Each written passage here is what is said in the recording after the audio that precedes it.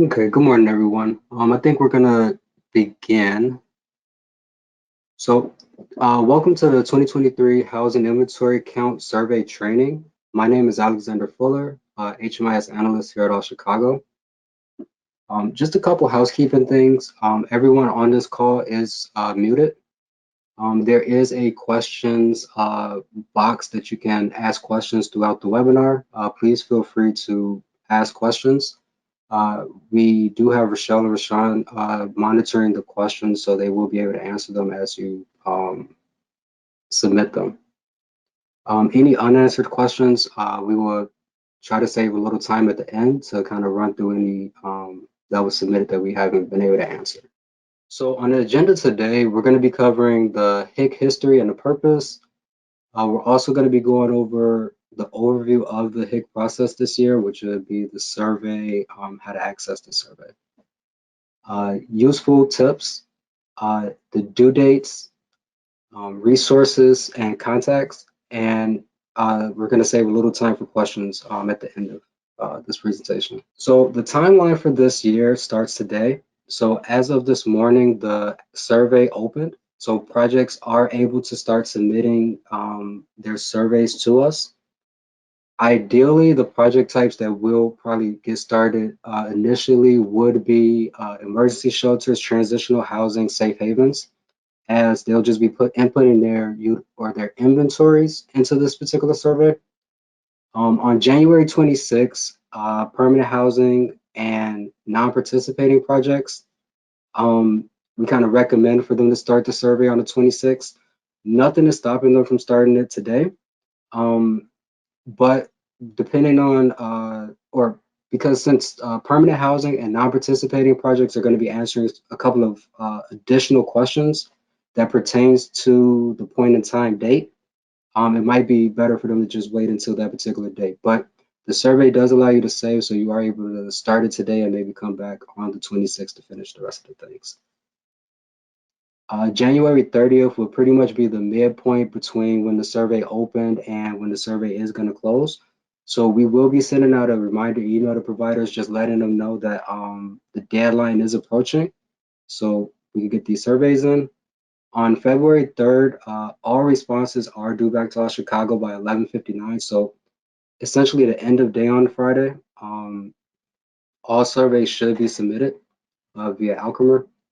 So for the process this year, it's going to be a little bit different compared to previous years. Previous years, we utilized two surveys. One was a pre-HIC and one was a traditional housing inventory. This year, we are combining the surveys into one. So depending on how you're answering the survey, it will provide additional questions to complete. So for permanent housing and rapid rehousing projects, they will be able to generate a utilization report via business objects the night of January 26th or the next day to get what their utilization was for their projects on that particular day.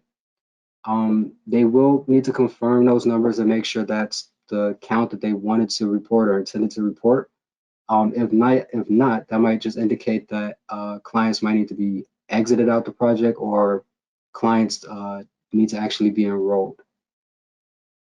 So depending on if you're satisfied with those particular numbers, you'll be able to use that to complete the survey for the permanent housing and rapid housing project types. For emergency shelter, transitional housing, and safe havens, they will be starting the survey today. Nothing pretty much changes how those particular project types will complete the survey. And for non-participating projects in HMIS, which are projects that do not regularly enter data into HMIS, we'll need to complete a survey as well just to verify their occupancy on the night of the count, as well as their utilization. So the history and the purpose of the housing inventory count is that it's a HUD mandated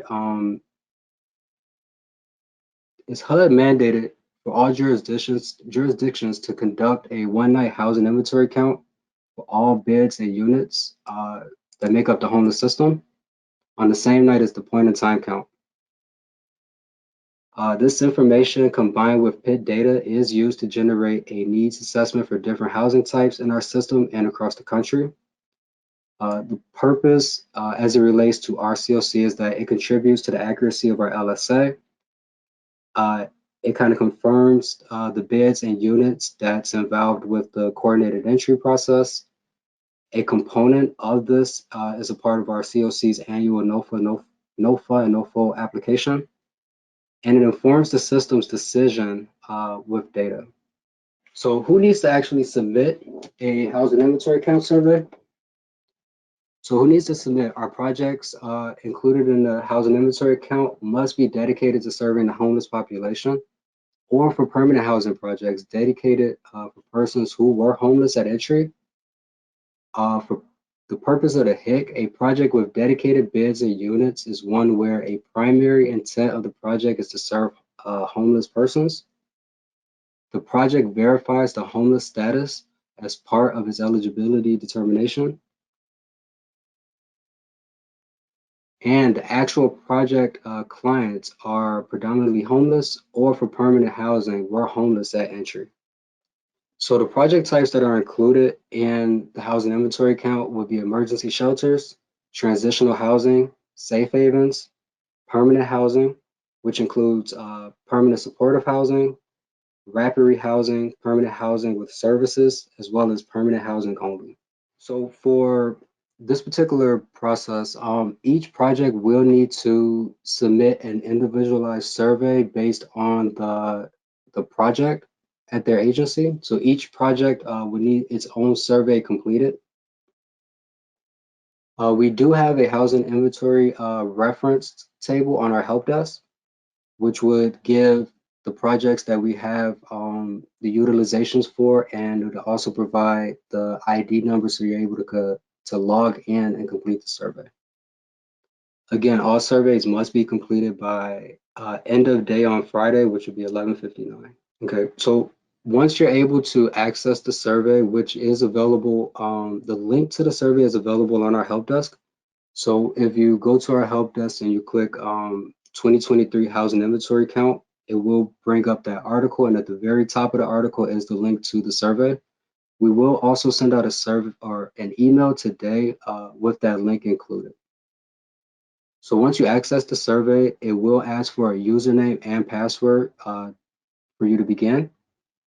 The username and the password will be the HMIS ID number for your project. So for an example, I have an All Chicago Emergency Shelter project, and that project ID number is 883. So for the username and the password, I would input 883. So the HIC survey is broken down into different sections. There's 10 sections within the survey. Section 1 is for project information. So this section is pretty much just going to gain a little bit of background information about the project. Section 2 would be for inventories and development. Section 3 would be for project types. Section 4 would be for target population. Section 5 and 6 would be for the actual unit and bid information. Section 7 is emergency shelter bids. And this particular section will only be visible based on how you answered Section 3. So if you indicated that this project is an emergency shelter project, Section 7 will be available for you to complete as well. Section 8, permanent housing dedicated bids. Again, this is another conditional section. So for Section 3, if you chose any of the PH projects, Section 8 will populate for you. Section 9, HMIS participation. All project types will be complete in Section 9. Section 10, the night of January 26, 2023. Non-participating projects and permanent housing projects, project types only. So if you chose any of the PH projects, Section 10 would be available for you. And within Section 9, if you chose that this project is going to be non-participating, you will also have to complete Section 10. So in section 1, the initial questions that are going to be asked is in regards to who's filling out the assessment. So it's going to ask for your name, your title, and your email address. It's really important just to make sure that the email address is entered accurately, as this is going to be the email address that's going to be used to uh, send your results back to you once you submit the survey. So you can have your own copy. If the email address is incorrect, then there's a chance that you won't receive your survey answers. Within section 1, you will need to know the operating start date of the project. So the date that the project initially started. If this is a new project to HMIS, you will select yes. And if you do, you will be asked to provide an HMIS ID number or a project name if you have it. And the following two questions within this section would be for site address and funding source, which we'll talk about in the next slide. So within project information, you will be asked to provide an address for this project. So if it's a single site, clustered multiple sites, scattered sites, or a domestic violence service provider, you will be asked to input this information. For domestic violence service providers, the only thing that would be required is the zip code. You don't have to provide the actual address of the project. So when it comes to funding source, you're going to want to indicate all of the funding sources that that particular project has. So if there's more than one, then you're able to choose the ones that apply to the project. This is just a sample of the question. The list of the funding sources that we have available here are pretty extensive. If you come to this question and we don't have a funding source that applies to your project, please let us know and we can add that in for you. So section 2 would be for the inventories and development. So this section is really just to get an idea of, are there going to be any units or bids that's going to come available by February 1st of 2023. So if your units or your bids increased between February 1st of 2022 and January 26th of 2023, which would be the last housing inventory count and the point in time count for this year, your inventory is going to be considered current. So that'd be your current inventory that you would use. If there's any bids that are a part of that, but they're just not available or won't be available for the point in time count, those are the bids that you will want to report in this section. So the question, this is how the question appears in the survey. So if you choose yes, you do have bids that aren't available yet, but they will come available by February 1st. You will have a conditional logic question that's going to ask for a total of what those bids in development are, as well as the units in development. If you're filling out the survey, or if the inventory that's currently in HMIS is accurate, you would choose no, and you won't have this conditional question. So the project types that are included in the HIC, we kind of went over them already, which would be emergency shelters, transitional housing, safe havens, permanent supportive housing with disabilities, rapid housing, permanent housing with services, and housing only. So in this section, you're only going to just be choosing the project type that applies to your project.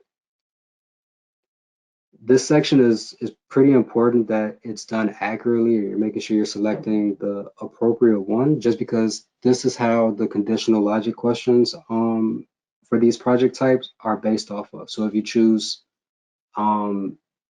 transitional housing, but it's really an emergency shelter project, you won't get the additional emergency shelter questions.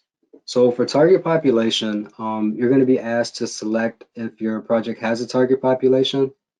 Projects can indicate a target population if they meet the following two criteria. The project is intended to serve that specific population. At least 75% of the clients served by the project fits the target group descriptor. Only one target population may be selected per project. If a project doesn't serve a target population at all, please indicate NA within the survey. So this is what the question looks like within the survey. It's just going to ask, does this project have any target population? If it doesn't, you would just choose NA, not applicable.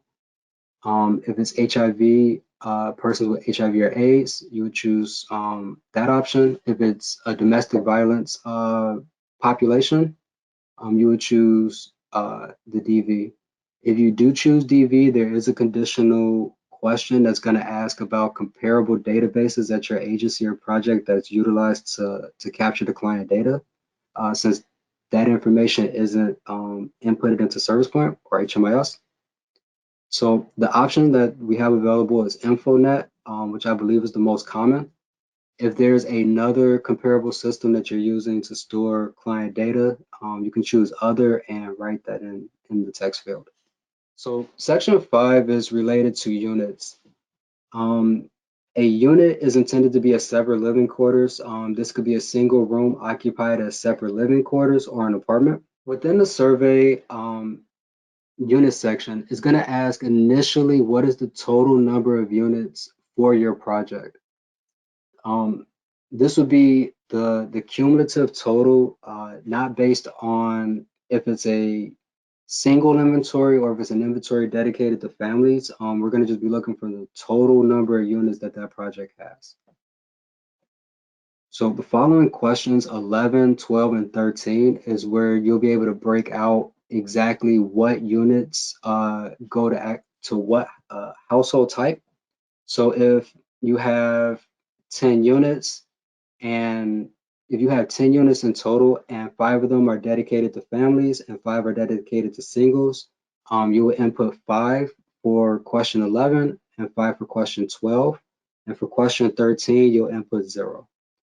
Keep in mind that the cumulative totals between question 11, 12, and 13 should not exceed the total of question 10. So section 6 is related to bids. So these are going to be the actual bids that represent your clients. So we have bids defined as a piece of furniture for sleeping, typically a framework with a mattress intended for individuals to sleep in. An example of another type of bid would be a cot or a mat. So the idea of this particular section is kind of mimics utilization. So it's going to be asking for the total number of beds, which would be the cumulative total across all of the household types.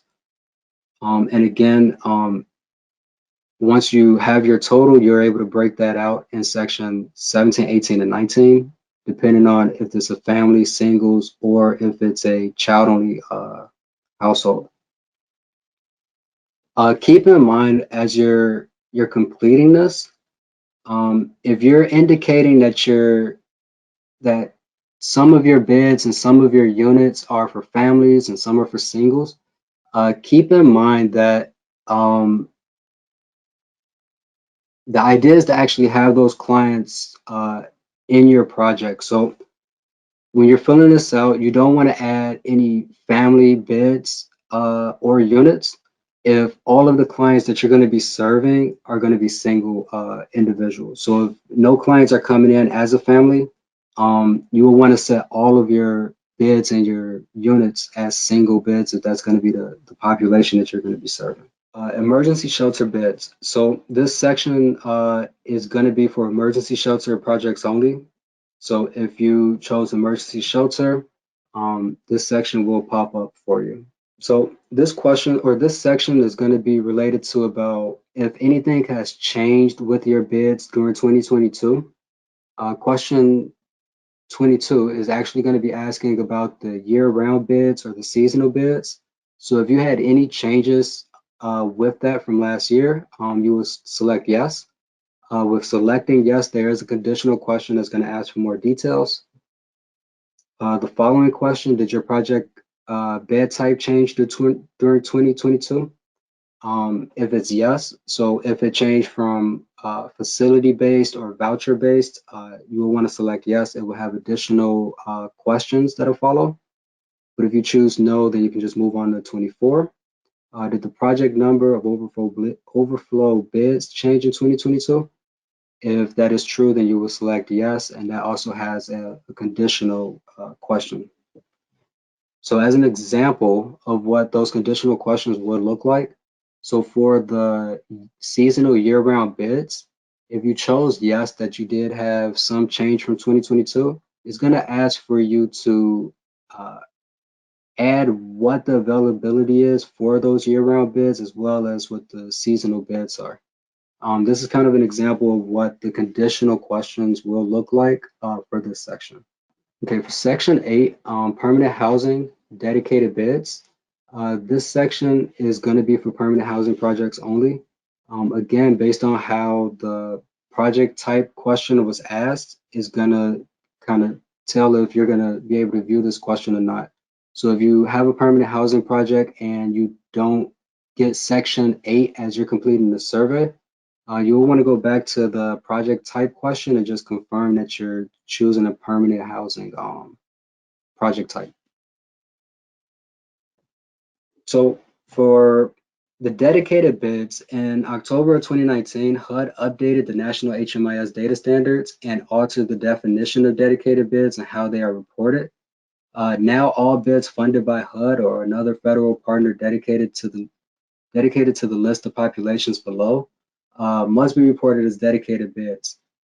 These categories are chronic homeless veterans, youth veterans, any other veterans, chronically homeless youth, any other youth, any other chronically homeless individuals. Now, when it comes to dedicated bids, again, we want to make sure that if we're choosing a dedicated bid for our project, that is going to be the clients that we're going to be serving with those bids.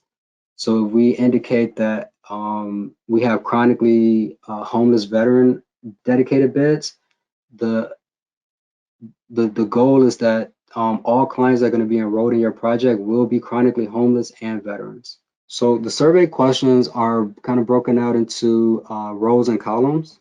So for the rows, for each question is going to indicate either single individuals or household types with at least one child and one adult. You won't see minors here as permanent housing projects typically don't enroll minors.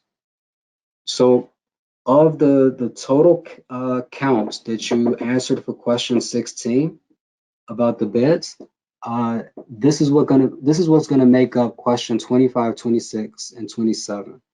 So if you indicated that you have single inventories, of that total count, you're gonna want to add in a number if you have any dedicated bids for any of the dedications. So if you have 10 bids in total, 5 of them are not or non-dedicated, but 5 of them are dedicated to youth. You want to make sure that you put the 5 in the correct column, and anything that's not applicable to your project, you would just put a 0 in that particular field. Keep in mind that all of the fields within 25, 26, and 27 cumulatively should not exceed the overall total bid count that you answered in question 16. All right, HMIS participation. HMIS bid participation, if a project makes a reasonable effort to record all universal data elements on all clients served in bids and disclose that information through the data quality assessment on a quarterly basis. So any project that utilizes HMIS consistently and are reporting out through HMIS would be considered as HMIS participating bids. If a project is separated already in HMIS from their dedicated or from their participating and non-participating bids, there is a question for you to indicate that that is already true. If you indicate that the project is non-participating, there will be additional questions about why that is. So as you can see in the question, it's going to ask about the participating bids. So if all of the bids that you're indicating are going to be participating in HMIS, you will click yes. Clicking yes will have no follow-up questions. If a portion of the bids in this project does not use HMIS, you will need to put the number of bids that are actually going to be participating in this section. With answering this question, it will have the conditional question that's going to ask if your project is interested in learning more about HMIS, just so we can get that information into Service Point. If you choose no, none of the bids in this project participate in HMIS, that would kind of indicate that it's a non-participating project. Or you could select that no, this project is domestic violence. So the final section of the survey would be section 10, night of January 26, 2023. So this section is reserved for permanent housing projects as well as non-participating projects. So the unit and bid occupancy and utilization within this project on the night of January 26. Prior to completing this section, permanent housing providers should generate a utilization report out of business objects. This report will assist in answering the questions.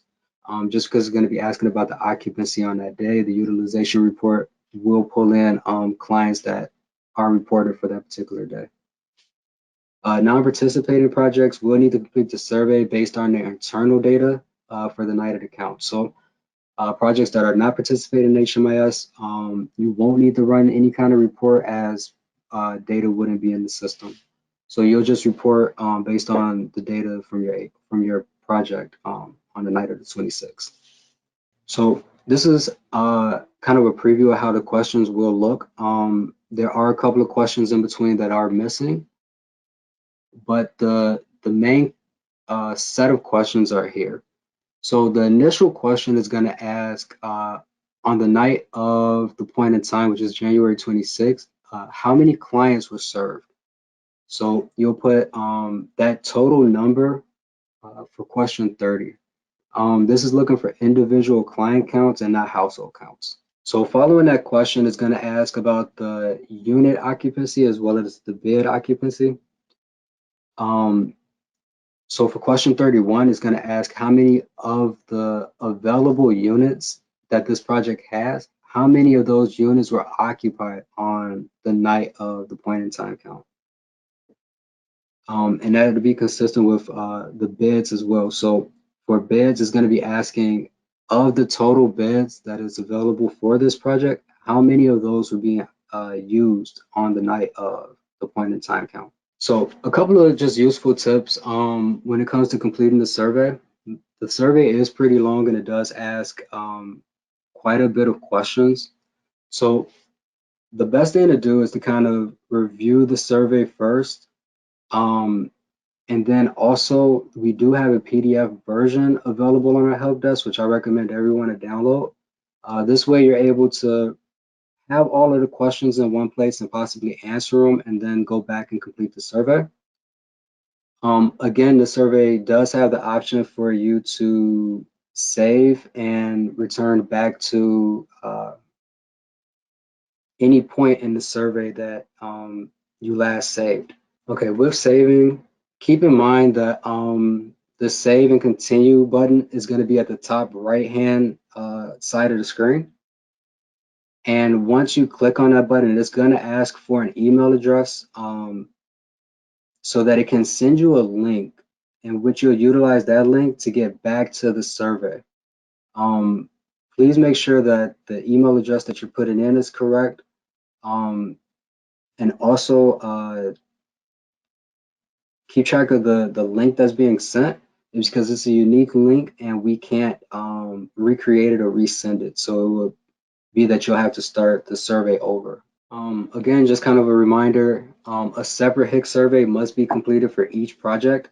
If you look at our help desk article, which shows our projects, our reference table, if there are projects that are no longer operational, please reach out to us and let us know that.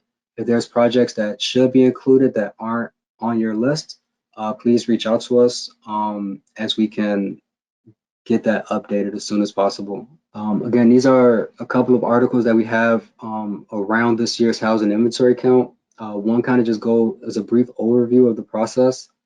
And then we have a complete workflow which goes into detail about the survey. I recommend everybody to kind of review that document as well, and also a link to our reference table. And for any questions throughout this entire process, please reach out to our help desk, and we can assist with any questions related to the housing inventory count process. Okay, thank you everyone for joining us today for the housing inventory count 2023. Again, for any questions after this, please submit a ticket to our help desk, and we'll be happy to assist. Thank you again.